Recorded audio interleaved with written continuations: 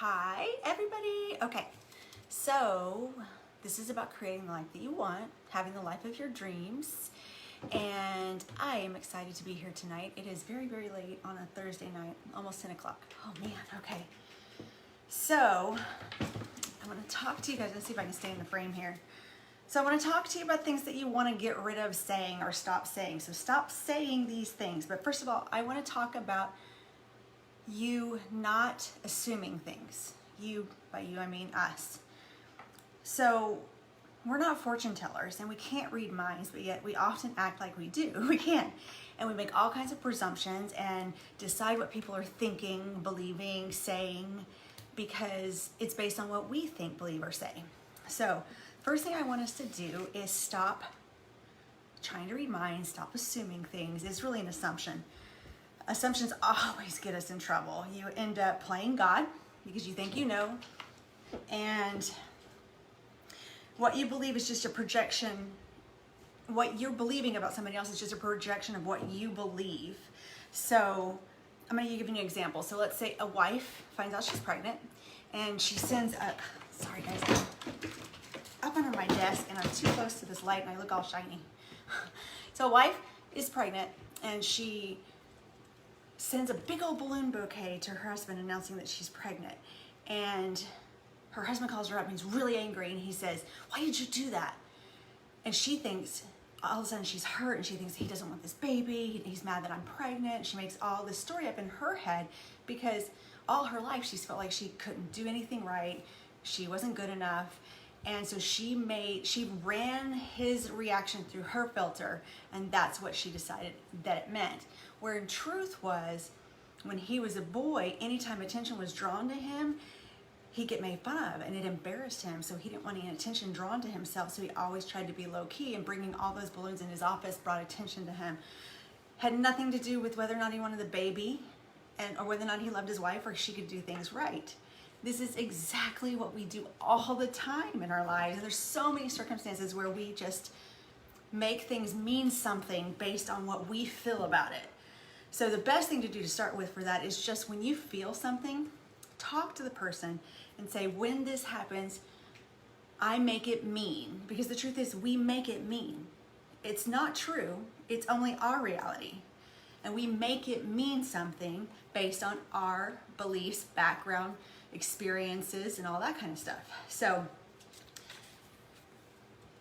stop assuming and start asking and start saying, I make that mean this, okay? First of all. Second of all, I want to look at overgeneralizing. We say things like, I will never, and I always. Well, that's just not true. We don't always and never have things happen in our lives, right? That's just, again, a story. And in fact, it's an extreme story because nothing's always and ever, or never, always and never, right? So the next piece I want to talk about is shoulds. So don't should all over yourself.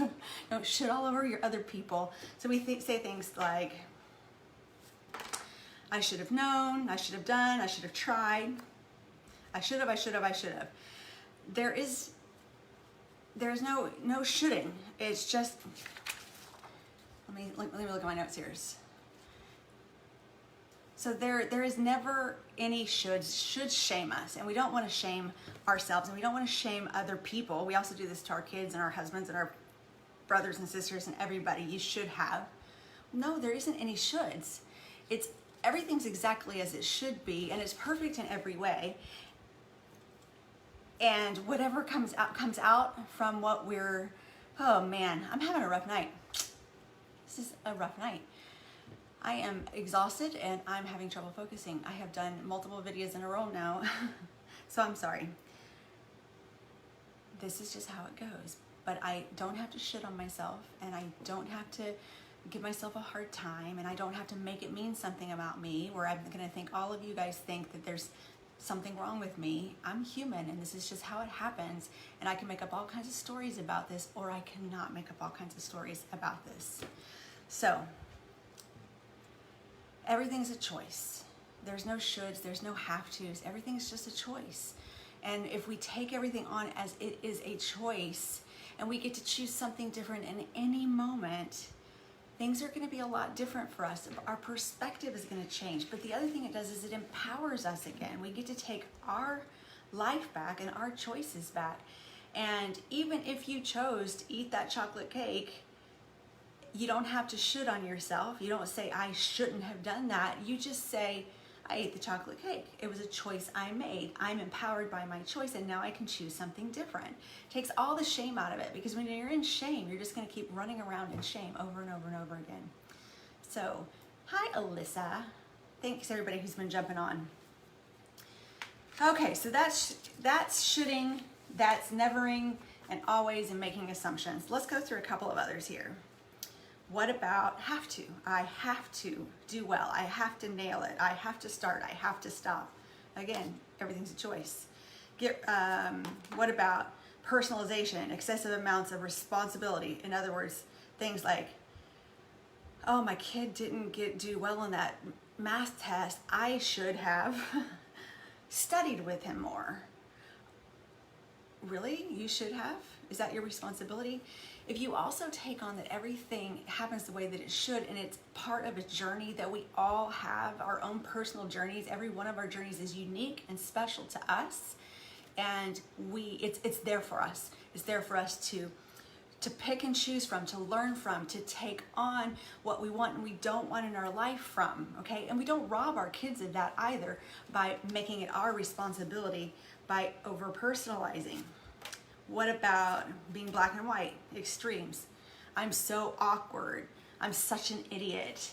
Well, those are not very nice, first of all, talking to ourselves that way. And second of all, they're extremes. You're not so awkward. You're not always awkward. You're definitely not an idiot, right? There's bad ways to talk to ourselves. What about minimizing? Minimizing our strengths or our positive qualities. It keeps us feeling inferior. This is actually detrimental to us. And if somebody says, you look nice today, and you say, oh, I put on makeup, I took a bath, I did my hair, you're just minimizing yourself. And first of all, I had a really good friend in junior high tell me that I should always accept a compliment with grace, because I definitely did that in my teens. And I will also tell you, ladies, that if your man compliments you like that and you say something derogatory about yourself like we like to do, it takes it minimizes his compliment. It makes him feel like you don't believe him, you don't trust him, and he stops complimenting you because you don't take it with grace. So first of all, take your compliments with grace, and don't say, oh, this old thing, I've had it forever, or oh, I got this at Walmart. When somebody says, I really like your shirt, you're taking the positive, beautiful things about yourself, and you're just making yourself small. That's not benefiting you to create the life that you want. What about magnifying? We exaggerate our flaws. So on one hand, we're minimizing our good qualities, and then we're magnifying our flaws. For example, if you forget a name, it turns into in your head someone thinking that you are interested in them, or you don't care about them, or if you have a heart palpitation, you're actually dying. So that's magnifying. Magnifying is not good. Let's keep things in perspective. Labeling. I'm a loser and he's a jerk. We're only losers because we say we are. It's because what we say is how we create our life. So stop calling yourself and other people names. Guess what? He's probably not a jerk. He's probably just had a bad day. Or he's had some experience where he's been beaten up all his life, and so he acts like that to protect himself. That's why he's acting like a jerk. It's just his filter and his lens that he's seeing life through, and he's protecting himself with. Emotional reasoning. Oh, I love this one. I don't feel like going to the gym. If I only felt more motivated, I would. I'm not feeling it. We use, I don't feel it. I'm not feeling it. I'm not motivated, to keep us from actually doing the things that we say we want to do in our life.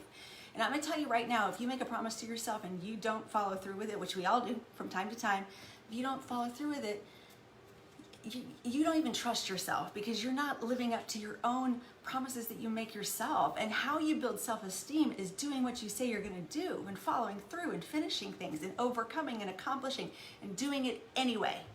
People are successful because they do it anyway. They don't run their life on how they feel, okay? And last one, this kind of goes with the assuming. It's fortune telling or predicting based on little or no real information. Mind reading, it goes back to what we first talked about. After a date that finished quickly, someone could say, there is no way he's going to call me again. After a meeting, there's no way they're going to accept our proposal. Well, first of all, if you go with the idea that everything's exactly as it should be, and that even the things that don't look good in our lives are actually perfect, because they're part of the path that helps us define what we really want in our lives. And we focus on feeling, like we talked about last week. We focus on the feeling that we want to create from. What makes you feel happy? Well, you can't know what makes you feel happy and makes you feel good unless you experience the other side. It's like going to a buffet and trying all the foods on the buffet, and now you get to pick and choose which ones you really like and which ones are your favorite. So I hope this was helpful tonight. I hope that you guys seeing me just be here and be human helps you guys realize that everything is okay and it is exactly as it should be. But most importantly, thank you guys for joining me tonight. If you are watching this on the replay, please give me a thumbs up and a big, big heart so that I know that you're feeling it too. All right, gang, have a good night, and I will see you next week.